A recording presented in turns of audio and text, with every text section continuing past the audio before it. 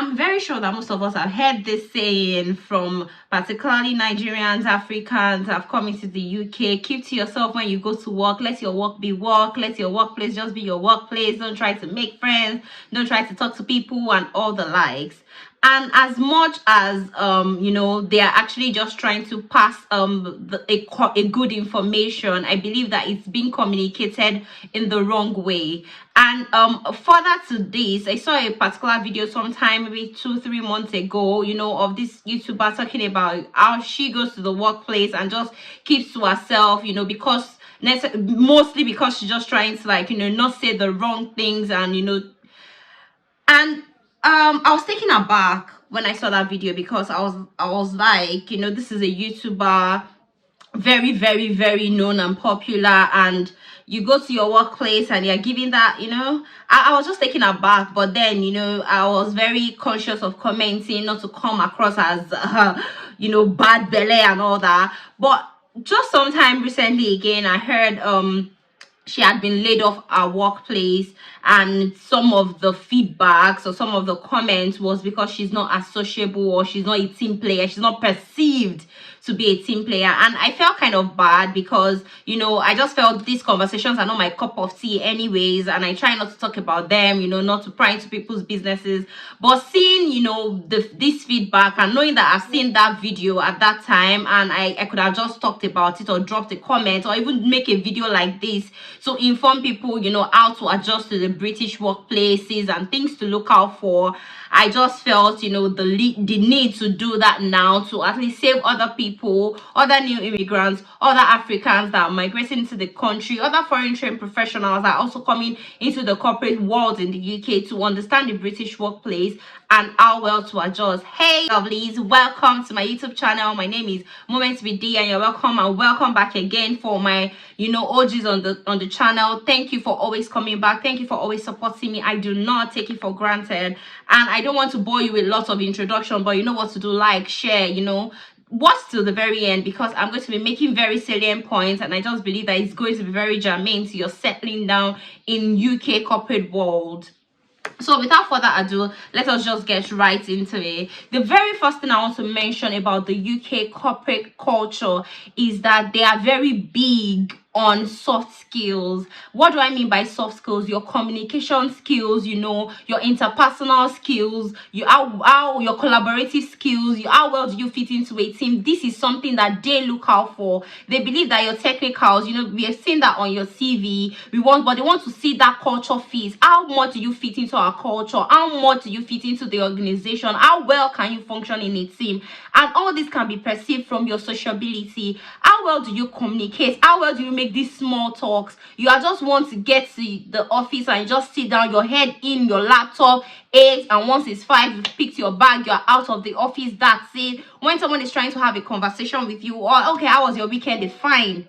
Don't do that. Don't just give that one word answer. I know you are there, there's just that temptation to do that, but pick up on those small talks. Oh, how was your weekend? Oh, it was amazing. I had some family time. I took a walk in the park. There's this new park in my area. Just have those talks. It makes you come off as very sociable. It makes you come off as very interested. It makes you come off as someone that you are looking to foster a relationship, with your colleagues. You don't have to share too much. You don't have to go all personal, because also you don't want to pry into people's privacy, and they would also not pry into yours. But you want to come off as very you want to come off as a team player. You want to come off as very sociable. You don't want to be perceived as dismissive or as rude. Oftentimes, if you are not even someone that probably you have a channel, you are very active on social media, they've seen you as that person. So it's more like you're keeping two persona. You are two different people, and it just means that you're being yourself at work. It just comes off that way, and they just feel like maybe this is not where you want to be. This is not the kind of environment you would like to be, and they might just ask you to leave. So you do not want to. They don't want to ask you how was your weekend, and you're just quiet, and you're just giving a fine or a shabby answer. say something, be interested. They are saying something. It might not even be a joke you know about. Smile when they're smiling. Try to compliment people, walk up to people. I understand the fact that personalities are different. There are some people are more extroverted, some are more introverted, but regardless, you don't want to be that person that always excuse themselves when it's time for lunch, or it seems or for a team's event. You are the one that is not available. You are the one that have the family you are the one that have this event or that event to attend to. I'm not saying you shouldn't live your life or have things to do outside of work, but particularly when you are still even new. You don't want to be the new girl that is always busy. You don't want to be the new girl that missed the last team's event, that missed the Friday's catch up. Or don't be that person. You don't want to be the new girl that everybody's sending a mail to wish someone a happy birthday. I just like, oh well, my bosses are there, I just don't want to. Don't be that person. Take those leads. If you are even very afraid of the conversation, of maybe going along with the conversation, why not start it? So start it by telling them how your own weekend went, so that by the time they are saying their own, you've already said something. People are entering the room, they are entering the meeting to meet you talking. Don't be that person. Secondly, if you're also very introverted, another way you can show yourself to be very collaborative and be a team player is by asking questions. So they're saying this thing you don't know about. Why not ask questions about it? Why not be the one to, oh, okay, you saw this flag, or you saw this St. Andrew's Day, so to speak. What's that about? We don't celebrate that in my own country. Why not be that person to just, be inquisitive. Let them see that you're interested in learning the culture. Yeah, you don't know about it, or yeah, you don't have so much to say about your weekend, but you can show your interest by also being inquisitive, by inquiring about this. I saw this mail about this bubble, or whatever the mail is about. Oh, okay, what kind of game is that? How is that played? Show that you are interested. Create that room for sociability. It is very, very, very important in the UK work culture, because even when you're going to be evaluated, you're going to be getting feedback from your line manager. These are the things they'll be talking about. Don't get me wrong, not that they won't talk about your work or how good you are at your work, but these are the things that create the perception.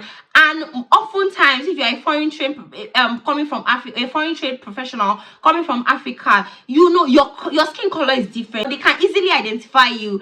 It's easy to say you are the one that is the outlier. You are the one that is not doing something right, because come on, everybody can see what you're doing. So you don't want to be that person that gets that feedback here and there. We know that some people can be overboard, and some people already have their own stereotypes before they even meet your person. But regardless, you don't want to just be the one withdrawn because you are trying to be careful. And my second point is about picking the right words and saying the right things to your colleagues at work. And before I dive deep into that, I just want to say, because you're also trying to be careful, saying the right things does not mean that you should keep to yourself. Like the examples I just cited, if talking about or inquiring about their culture, that doesn't hurt anyone. That doesn't make anyone feel like, oh, you're saying something hurtful, you're saying something in a type of way. It just kind of shows that you're inquisitive. You can even just take a step further, know one or two things about what you're asking about. Wow, I saw this Indian roti. How is that eating? Or okay, is Diwali, can you tell me about Diwali? I'm interested, something like that. Those are the kind of things, like, depending on the kind of people you're speaking to, depending on how diverse your team is, these are the kind of conversations you want to have. Then when I mean by use the appropriate words at work, you also don't want to come off as as derogatory. You don't want to use derogatory words. You don't want to use words that is kind of that makes others feel like you're dismissing them. For instance, maybe a colleague is saying, okay, I need you to help me look into something, and you have other things you're doing. You don't want to say, oh, I'm busy right now, come back, or I'll attend to that when I have time. You don't want to come off like that. Even though, yeah, you're busy right now, you can say words like, oh, I'll be happy to look into that, maybe later in the afternoon, or I'll be happy to jump on a call after the after lunch, or it's 2 p.m. convenient for you, we can just jump on a call and review it together. Something like that that gives a sense of, oh, you are very important as well, and this is just a good time for both of us, you know, to review it together. So you don't want to come off as derogatory, or you don't want to refer to people as well, like, you know, with their racial color, or with, you know, maybe a bodily feature and all that. You definitely do not want to do that. Imagine someone, you know, talking to you or talking to me at work, and the person is just be like, oh, that black lady, how would you feel about it? Or that Nigerian lady. You don't want to be that, so you also don't want to portray that. So you have to be, you know, be professional in your communication with your colleagues. And you also don't want to be addressing your colleagues like, okay, you guys can do this. No, you do not. Even in the Nigerian workplace, you don't use words like that. And even if that might just be, you know, maybe your colleagues can let that slide in the Nigerian workplace, you do not want to address your colleagues as guys in you know, in your, in a professional environment, particularly if you not have ladies amidst them. You know, it just kind of portrays that you are being sexist and all that, and you just don't want to have those kind of labels on your name. So be careful the kind of words you use. If you're not sure of, you know, the words and how it come off in a sentence, don't just use it. Be very plain. For instance, if you are using like chat up in a sentence, like I'll chat you up later, it can be perceived very, very wrongly, because I'll chat you up later, the meaning is more like a flirtatious word that you use, you know, for people that you're trying to flirt with, or, you know, stuff like that. So those kind of words, you also want to be very sure, you know, what words mean before you use them. Don't just use bougie words, or because they sound bougie or they sound okay and you think they are okay. Because saying I'll chat you up later to a colleague, the person might pick an offense, like, okay, are you trying to flirt with them at work? And you're getting those kind of feedbacks when you did not even know that you did anything wrong. My next point is, have you subscribed? Have you liked this video? You've watched till this point, you've not liked, you've not subscribed. This is an important culture. So like that video now. The third point I want to make is punctuality. Punctuality is very, very, very, very key in this part of the world. And you know, from the part of the world where I come from Africa, from Nigeria specifically, you know, when you have an appointment at 8 o'clock and you get there at 8:10, you are still like, you know, on time. You are still like very, very good. Yeah, in fact, anybody that is scheduling an event for like that kind of it, for like 8, is already even making our allowance that the event will start for like, okay, professionally for like maybe 8:30. But here 8 o'clock is 8 o'clock. You will be surprised that you walk into your organization at 8:05 and your line manager might be telling you good afternoon. Yes, person is being sarcastic, you know, just making a joke, but that's because you are late. So don't think, oh, I'm just 3 minutes late, oh, I'm just 2 minutes late, oh, I'm just, no. Punctuality is very, very key. And these are things that you also don't want to be known for, that late coming or that late comer and all that. So you want to like keep on time. Another thing I want to point out is you want to be very polite. The Brits are very, like very, very, very polite. Their pleases and their thank yous, they don't miss it. Even you are just on a bus, you are alighting from your bus, you are telling your driver thank you. Like they are that polite. So you don't want to also be the one to raise your voice. You don't also want to be the ones to not remember to say your pleases and thank you. You just send your mails without reading through to ensure that it sounds polite, it's perceived as polite. You do not want to do that. Even if, you know, someone is getting under your skin and you still want to respond to a mail, or you are having a conversation in a meeting or in a call, you still do not want to sound rude. You still do not want to sound derogatory. You still do not want to, you know, insult anybody. So you have to maintain your politeness. And it's worthy of note to say that because someone is also being polite to you doesn't mean that they necessarily, you know, they are trying to make friends, or necessarily mean that you should try to pry, or they are just being polite. They are not trying to be friendly, or they are not trying to be your bosom friend. So because somebody's trying to be polite to you now, they're calling you dears and calling you darlings, and then you just go, you know, point your hat out and being all that. No, you do not want to do that. So you also want to be polite at work, but you also want to understand that you shouldn't pry into people's privacy. You need to respect boundaries. You are trying to create this chit chat, you're trying to get this, but you don't want to go overboard. You don't want to pry into people's privacy as well. Privacy is very, very important in this part of the world. Another thing about the British work culture that you should know about is pets are like an integral part of people's life, of your colleagues' life. So you don't want to be dismissive. From where I am from, from Nigeria, pets are, they're outdoor animals, so to speak. Now the ones that even are very big ones are security animals. Do you get? But here, pets are, pets are loved. Pets are humans.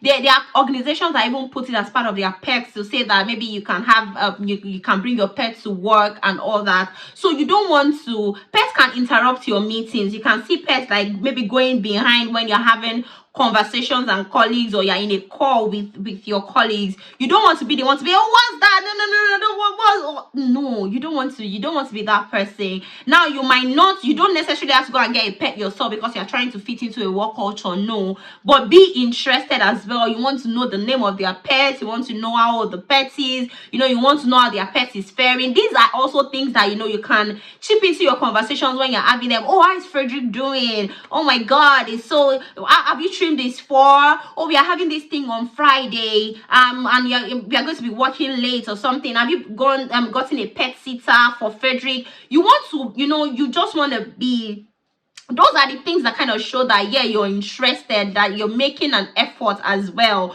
So pet is a big deal. Your colleague should not be telling you that, oh, their pet fell sick, and you just dismiss it and go on to another conversation, or they are telling you they are running late, or they are not going to be coming to the office because they have to take their pet to the vet, and you're wondering, what's that?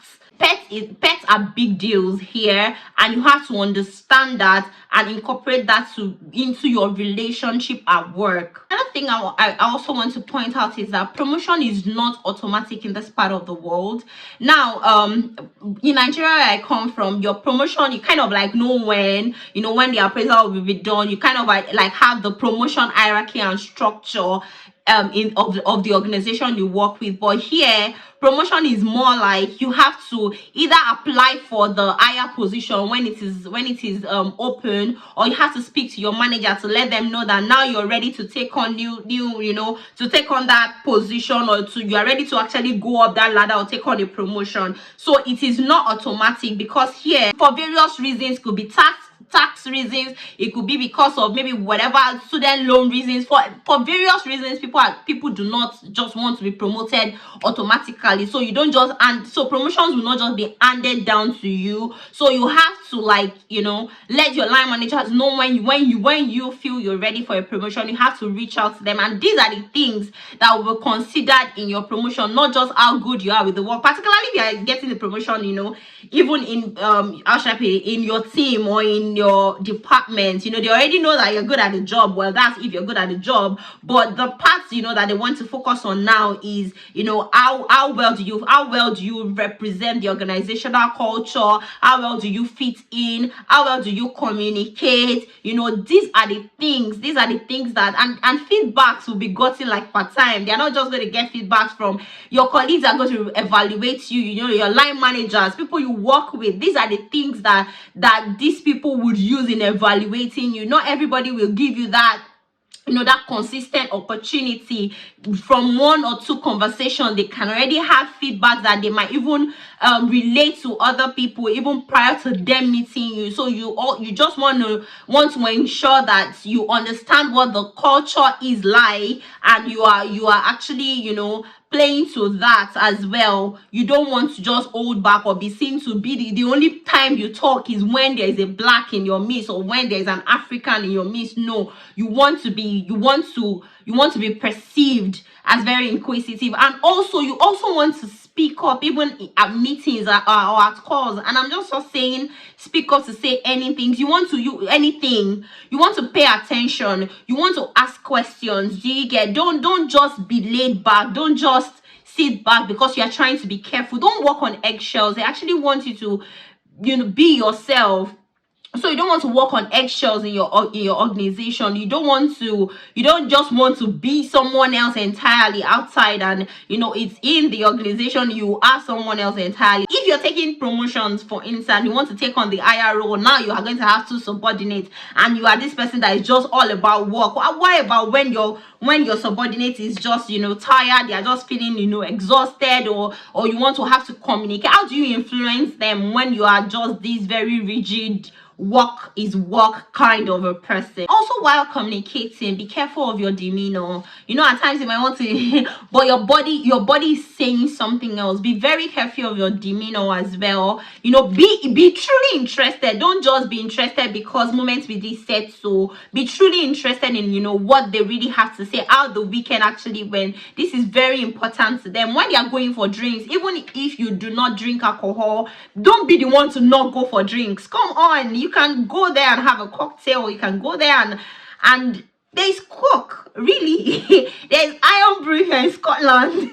So you can just go there and have something else aside the drink, or aside alcoholic drink, if you do not, because drinking is a very vital part of the Brit culture as well. You can have drinks with your line manager. It doesn't impact on your work or how you're perceived at work. No, like drinking doesn't have to just be on Friday night. You can go for drinks on Wednesday or Monday morning. Like, yeah, I was shocked as well. But because back in Nigeria, TGIFs or events or team bondings and all, they are done like Fridays, like when that okay, you have the weekend out. But here you are having to like drinks can come up at any time, or events can come up at any time. So you also just want to don't be that person to just step out on the team. Really, coffee and tea is a very, very it's a thing here. Do you want a cup of coffee? Let's grab a cup of coffee. So these are the ways they believe they are being welcoming, and you don't want to be the one to always turn that down. Can I give you a coffee? No. Do you want a coffee? No. No. Auntie, take one. Even if you're trying to watch your weight, or you're not a coffee person, have tea. You can have tea without milk. You can have skimmed milk. You can have semi-skimmed milk. That can even be a point of conversation, like, oh, what coffee do you prefer? Oh, I love cappuccino. Oh, I love homemade coffee. I love Mexican ground. It could just be just know one or two. You don't have to know plenty. Oh, cappuccino or latte. At least we watch American film. Just know one or two here and there, and that way you're not just bland. You're not just do you get it speaks volume, and for them it is part of their culture. It is something you also need. You are moving to a new place, and they are the one that own the place, so you are the one to adapt to their own culture. And even that way you might be the one teaching them about their culture. I know lots of immigrants that will come in, and it's at lunch, they want to call their family members, they want to call their friends, that's when they are speaking Yoruba and no, that's not, like, I'm not saying don't speak to family, but it's lunchtime, it's time to catch up. Just leave that your usual lunch spot and go to another table. You've seen this person on your team, you've seen them, they just got in, you want to know, hi, you just resume that, you finding your hi, oh, I'm just meeting you today, you've been in this organization for a while, speak about it. Like, don't be fixated. Don't be an immovable mountain. Like, this is the way I do my thing, and no. You've said at interview, I love to unlearn, relearn, undone. You said that this is the time to put that into practice. Unlearn what you know how to do, how you've known things to be, and relearn what you are seeing now. This is how they do it here now. So relearn those things and adapt to them as well. Then another work culture is that I learned here is like your leave days. Back in Nigeria, you get the feedback like your leave is a privilege and not your right, but here it's the other way around. They want you more relaxed at work, refresh, so that you will be productive. So your leave is actually a right and not a privilege, so you can actually demand for that. Definitely you have to give ample time. But even when you're doing interviews, you get questions like, okay, do you have any planned holidays and all that. So it is also something you should know, so that you are not also just working non-stop and they have managers like be calling you to say, okay, why are you not taking, you're just working, are you sure you're productive? And really you're the one that just been burning yourself out trying to do so much or trying to deliver on that task. They understand that you should take time off to refresh, replenish, and leave is actually leave. Like, you are not expected to work. You are not, it's not like, you know, back home where I'm from, where you're working on your leave, you're still attending to mails. The only difference is just that the response time is going to be, you know, slow. No, here your leave days are actually your leave days. They prioritize work-life balance, you know, mental health. Not to say that there are no toxic organization, but man, if you're working in an organization that you fit in, that they love you, you spend most of your, you know, a large percentage of your lifetime to at work. So if you find an organization where you fit in, the workplace culture is not toxic, you have an amazing team, or more, sit down there. Like my organization, I love my team, they are wonderful. Like every one of them, my colleagues, my line managers, everybody I've worked with, they are just amazing people. And like prior to now, you know, going to work at times, you're just like, oh, it's Monday again, I'm tired, I don't want to go to work, I don't feel like Monday. Like, I do not feel that way. Like, I'm excited to go to work, I'm excited to like be on those, have those conversations. Like, I'm not saying there are no times that, okay, you know, you can have a lot to do and all that, but working with amazing people that want, like, is just the best thing that can happen. So if you have those kind of people, like all them tight, all those organizations tight, like, yeah. The last thing I also want to mention is that learn to ask for support. Like, this is another culture you should understand. Like back home where I'm from, asking for support is a sign of weakness. It's more like you don't know the job, or you're not good. Now I don't mean that, you know, at every point, oh, tell me this one, oh, this one, that one. No, but here, ask for support. Your team is there to support you. Don't just be an island, you just want to do it all by yourself, you're stressing yourself out and all. If there is something you need clarity on, don't be afraid to ask. If there is something like that you do not understand, do not be afraid to ask. Here they will tell you, at least in my own organization, they will tell you, you know, there is nothing like a stupid question. You just want to ask that question, just ask away, and you might actually be pointing out something very, very important by that your question, because you might be thinking that, oh, everybody should see because you saw it, but no, there's a reason you are on that team, and that's because you are also, they believe that you have, you know, you are also important, like you have that side you can see. So you might be the one to point out that very, you know, very important mistake or fault, or, you know, default that might be in a plan or in whatever it is you are doing, and that way you just become a star girl, you get. So like, don't be scared to ask for support. And lastly, like last bonus tip, don't be caught in office gossip. Do not be that person. Do not be that person. Like I said previously, it is easy to even identify you. Like, we are the golden fish. You are easy to be identified. Don't be the one, you know, be anywhere office gossip. No. Now when you are saying you have chit chats and, you know, take conversations further, nobody's telling you to be, you are the one that will see somebody that is doing this or do that. Do not be that person. Now there are salient cultures that maybe, okay, you have a new member on the team, you want to tell them, you know, how things are being done. Salient cultures that are just the way things go, and it's not really like, it's not like there's a pen to paper kind of thing. Yeah, you want to do that.